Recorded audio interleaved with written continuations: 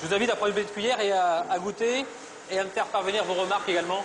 Pourtant, quand arrive le moment de comparer leur glace et une autre sans additifs, ils vont pouvoir se montrer fiers du résultat. Laquelle vous préférez? Celle avec stabilisant. Celle avec stabilisant aussi. Oui, pareil. On dirait une vraie crème glacée. D'accord. Pour eux, il n'y a pas photo. Et pour le consommateur non plus. Mais que trouve-t-on exactement dans ces additifs qui permettent de fabriquer des produits light? Et sommes-nous suffisamment informés sur leur composition?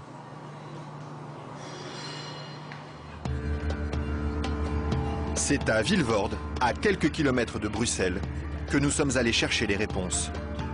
Au bout de cette zone industrielle se cache une usine très discrète, filiale d'un des plus grands groupes chimiques européens. On y fabrique l'un des additifs les plus utilisés par l'industrie, le E441, plus couramment appelé gélatine.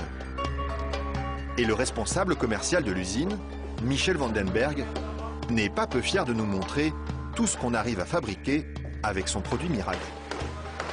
Alors je vais vous montrer quelques exemples des principales applications de la gélatine. On a naturellement le secteur alimentaire qui est l'application la plus importante au niveau mondial. Alors, vous avez ici tous les produits gélifiés. Le premier marché pour lui, ce sont les bonbons.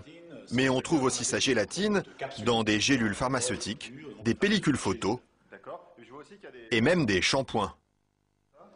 Dites-moi, il y en a vraiment partout de produits finalement. Ben, ce serait pas mal qu'il y en ait partout. Mais pour ça, il faut produire toujours plus.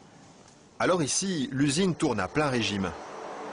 Et la fameuse gélatine de Michel Vandenberg, la voici qui sort, tout au bout de la chaîne.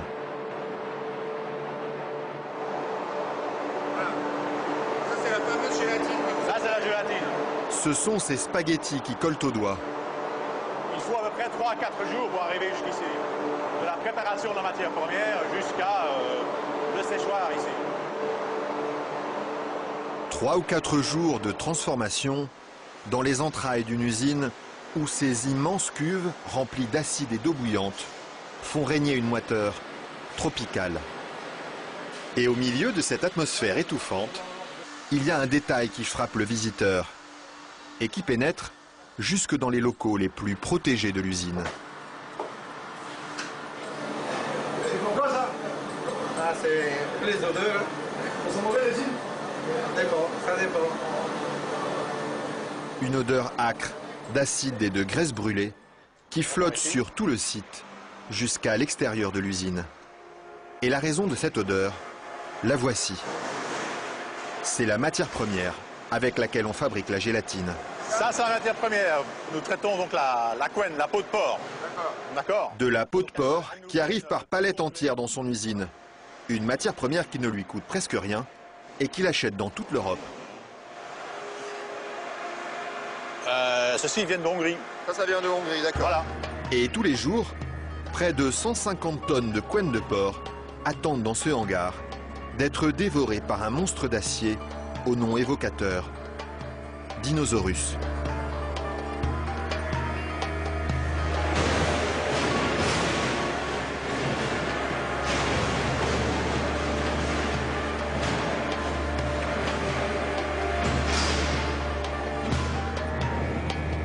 Grâce à cette matière première bon marché, Michel Vandenberg parvient à vendre sa gélatine à moins de 5 € le kilo.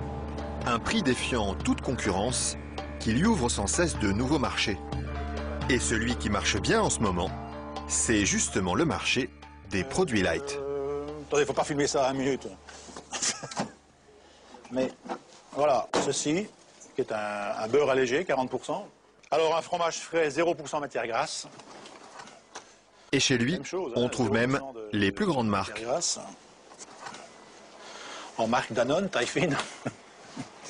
Une mousse liégeoise de chez Auchan. Voilà, une mousse de la laitière. Alors un produit Weight Watcher, donc avec moins de matière grasse, donc pour stabiliser le produit, pour maintenir l'onctuosité des produits, on utilise la gélatine. Un produit que les industriels n'hésitent pas à utiliser en grande quantité. Le seul problème, c'est qu'ils oublient parfois de l'écrire sur les étiquettes. Quand on les regarde, on lit bien la mention gélatine, mais pas l'origine du produit. Ils mettent gélatine, mais ils disent pas quelle est l'origine de la gélatine. Pourquoi? Ils assument pas que ce soit fait à partir de porc. C'est quoi le problème qu'ils ont avec ça? Non, mais je veux dire... Non, parce que c'est un problème, c'est un sujet très sensible. Ouais. Parce qu'il y a quand même les minorités, les minorités musulmanes, juives et autres, qui éventuellement ont des problèmes avec ça. Mais ce serait bien justement de leur dire... Ça, je ne voudrais pas que... Oui, je sais bien, mais je ne sais pas s'il faut mettre ça dans l'émission. Mais c'est vrai que, bon... Parce que du coup, ils savent pas si c'est du porc ou de la vache. Du coup, comment ils font pour consommer? C'est ça le problème, il faudrait peut-être leur dire.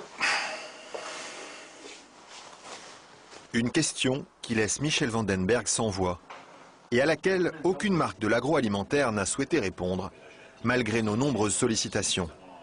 À croire que la gélatine de porc est un sujet sur lequel il préfère rester discret.